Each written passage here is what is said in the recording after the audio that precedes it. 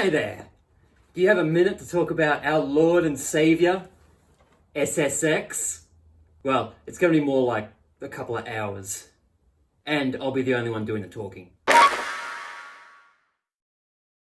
I'd beaten the world circuit in SSX Tricky with every single character and unlocked all of their outfits quite a while ago. And after that I felt like I didn't really have much of a reason to keep playing the game. But then I found out about a site called RetroAchievements.org. This site allows you to potentially earn achievements for beating games from older generations by linking to most emulators. And not only can you earn achievements for beating those games as standard, but for some games, people have made new challenges that you could earn achievements for. For the first SSX game, that includes landing certain trick combos like a crippled squirrel 900 flying squirrel, or a mindless unethical experimental delayed mutation, as well as beating a race and getting the top record time on each course. Now, I recently did a video showing my experience grinding my way to beating the top record times in this game, but unfortunately, I'd done all that before I'd set up a Retro Achievements account. So in order to get those race platinum achievements for the first SSX, I had to do it all over again, but this time with the even faster times that I'd set. Snowdream probably took 200 more tries, and in the end, I'm not even sure exactly what I did to shave a couple of seconds off my best time. I think getting a new best time on Tokyo Megaplex was quite a grind as well. The rest weren't too bad, I think. SSX Tricky also has platinum time achievements, but instead of simply beating the default best time in the game, which anyone over the age of 5 should be able to do, these achievements are for set times that go quite a bit further than that. I got a taste of just how far those platinum times go a couple of weeks back when I went for the Garibaldi platinum time. Under 3 minutes is definitely doable on Garibaldi. I certainly didn't get it first try, but I also certainly didn't have to grind too much to get that target time. And you don't even need to take any of the glass panel shortcuts. You can just stay on the main path and don't piss about, and you'll get the target time. But also, instead of taking the jump before the finish line, veer over to the right onto that hill instead. I screwed it up on this attempt, but then on the next attempt I went further to the right and ended up bypassing that ramp completely to beat my previous best. In fact, you can go up even further on that hill and finish earlier because you're technically in line with the finish line, but maybe I'll work on that later. For now, I'm already top 20 fastest on Garibaldi on Retro Achievements. I'd be happy with that legacy. Now for the remaining tracks, you're going to be seeing my actual first attempts at trying to get the platinum times. First we've got Snowdream, and if you're going for the fastest time possible on the course, then obviously you're going to get on that rail at the first turn. If you can actually land on it. Yeah, that took way too long, but I wanted to at least figure out the fastest route down Snowdream, so I persevered with this run. I thought that this fence rail might help me shave off a few seconds as well. Yeah, not so sure about that one. And then I figured that the high path towards the end would be faster than the main path. Then I figured that this fence rail here might help me as well. Then proceeded to fling myself into deep snow. On my first attempt, not only did I not get the 2:10 platinum time, but I didn't even beat my own best time that I'd set on this course earlier. So for my second run, kick the baby! I decided to go down this side path instead, and also apparently decided to hit a tree. Then I went down the main path, and I think I was planning to take that rail that goes along the grandstand on the right, but I got thrown off by running into those poles. This still wasn't enough for the platinum time, but it was definitely faster than before. Now that I have a decent route, as long as I don't constantly screw things up or get screwed over, then surely third time's the charm.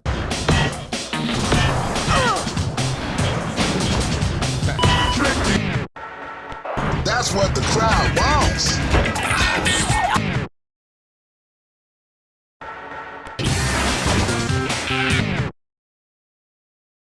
Yeah, there wasn't a finished third attempt. I just gave up. But I came back to it later, playing as Zoe instead of Elise, to see if she might be better for the time trials than Elise. Ultimately, I still think Elise might be the best character for time trials, but yeah, Zoe got me the platinum time for Snowdream. And thus, the Snowdream has become a snow reality. That one's for you, Josh! Yay! Next up, could I finish Elysium Alps in under 3 minutes and 45 seconds? And you're going to start to see just how pathetic the default best times for each course are. Now, this course isn't all that different from Elysium Alps in the first game, so I kind of already knew what the fastest path to take would be. Then of course you take the high ground shortcut on the right. Then of course you take the high ground shortcut on the right. Okay, good. And during this bit you go to the side, and ideally not immediately bounce off of that first rail. Then you go down along this path here, as you would do on the first edition of the Elysium Alps. I managed to get through that without any issues. Then when you come up to this glass panel here, you obviously want to take this shortcut, and ideally not run into the glass and stop all of your momentum. Then you go into that tunnel on the side, and luckily in this version of Elysium Alps they give you a very easy way to completely bypass the half pipe. Just take this rail over here for the whole thing. Then for this bit, I think I was trying to jump onto the side rail and grind it down, but I just ended up looking like a twat. But even with a couple of pretty shocking mistakes, I still finished only just under 3 seconds away from the platinum time. All I need now is a decently clean run where nothing terrible happens. It is men who endure toil and dare danger. Oh, fuck you. Shit. Can you just not be a complete prick for 1 second, game? Same old trick over and over. Guess that's a no. Yep, that's still a no, but oh look, I'm still going. Okay, still going. I must have just told myself that this would be my last attempt at Elysium Alps. And it was like, if it wasn't fast enough, then it wasn't fast enough. Then later I did this. And then this happened. Unsurprisingly, this was not fast enough for the top 20 fastest Elysium Alps times on RetroAchievements. But it was fast enough for the platinum achievement. So, fuck you. Next up is Mesablanca in 2 minutes and 30 seconds. And like Elysium Alps, this course is pretty similar to the way it was in the first SSX. But unlike the first SSX, it's really fucking hard to get to this first shortcut up here. And when I finally managed to cleanly go through there, my run was undone by... whatever that shit was. My first attempt pretty quickly became a practice run with how many things I was screwing up. But I still finished just 4 seconds away from platinum, so this was definitely shaping up to be doable. And maybe this would be the run that finally gets me there. Thanks, game. Just what I always wanted to do. And in case you didn't think the rail mechanics in this game couldn't suck any more fuck, here I am bonking off a rail twice in half a second. But I persevered with this run, and nothing else went wrong. Until I got back to this section and went to get onto this rail here, but got flung into the air instead. But then I landed on this rail, so it was actually fine. And I finally got to take this shortcut over here. I honestly don't know how that didn't throw me onto the ground. Good thing it didn't, because that would have ruined what was ultimately an easy platinum run.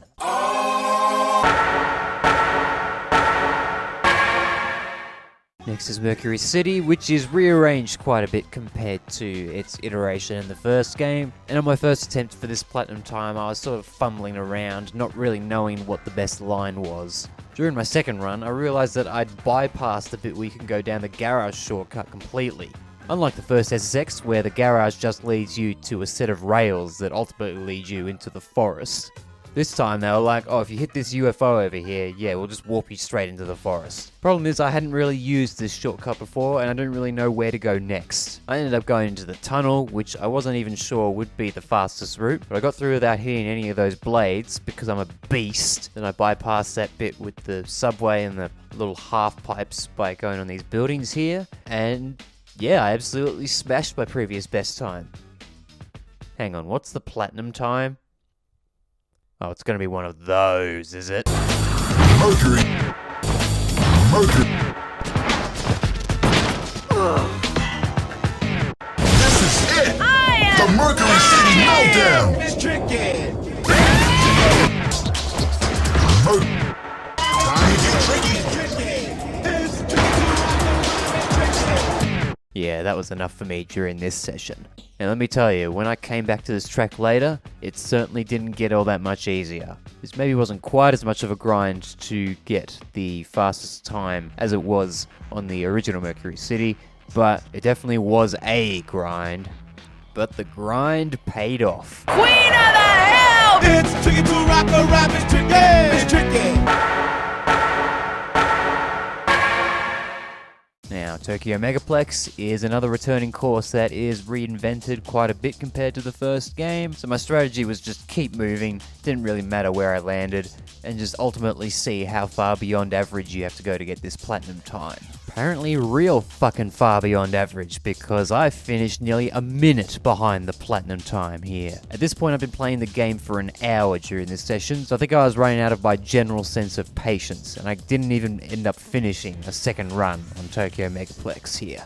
I probably still had some hope that this was just a really bad run, but after revisiting this track and making several attempts to cut my time down, I still had no real idea what the optimal path on this course is. I tried staying on the ground, I tried sticking to those rails that take you over the top of the course, I tried sticking to those metal pathways that stake along for as long as possible, but there was no way of traversing the course that stuck out as being particularly faster. Still, I was able to reduce my best time on Tokyo Megaplex by quite a bit, so now my top time is a respectable 3 minutes and 20 seconds. Here's the next best time on RetroAchievements. And here's the fastest clean race time recorded for Tokyo Megaplex on speedrun.com. So right now, I'm almost certainly the person with the fastest non-glitched time on Tokyo Megaplex, and I'm still 20 seconds away from platinum. At least I don't have to feel too bad about not being able to get this one, because it isn't a set objective in the game itself. It's an objective instead set by some rando on the internet, who apparently goes by the name of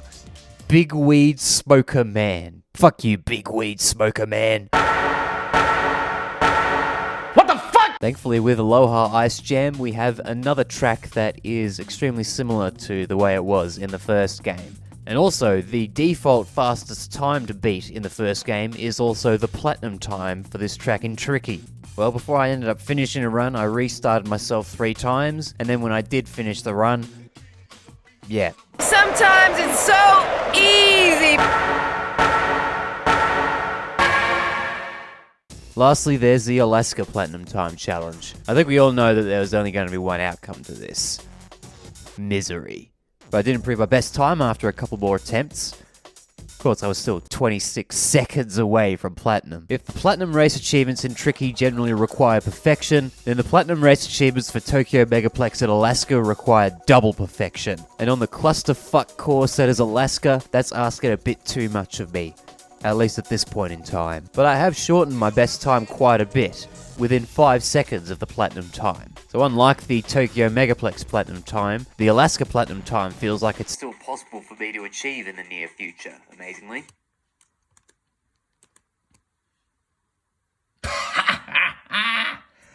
Yeah, boy.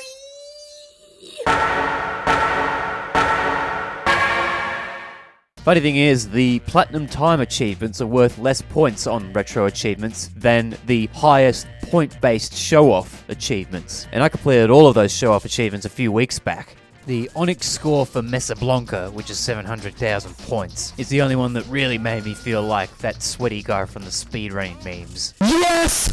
Yes! So getting 1 million points on Garibaldi and 1.1 million points on Tokyo Megaplex took a bit of work as well. For the remaining courses, I'd either already managed to get the Onyx score target well before I was going for these achievements, or they just took some effort but not a backbreaking amount of effort to get those target scores. I didn't bother recording most of my gameplay when I was going for those achievements, although I did capture this saucy rail combo from when I got the Onyx score on Aloha Ice Jam. America! There's also achievements for collecting as many red snowflakes as possible, or close to as many red snowflakes as possible on each course. I did have to work pretty hard to get those achievements, apart from the Aloha Ice Jam one, which I managed in a single attempt. Still, I'm quite surprised that most of the Red Snow Challenge achievements have been unlocked less often than the Platinum Time achievements for each respective course. Because unlike with some of the Platinum Race achievements, you definitely don't have to be a pro gamer in order to get the Red Snow show challenges. So I guess people just can't be bothered with these particular achievements as much? I don't know. Once again, thank you RetroAchievements for giving me something more to do in this game. And are these achievements really all that hardcore, or am I just a little baby? Let me know what you think. I don't know about you, but I think Elise might have had a bit of work done.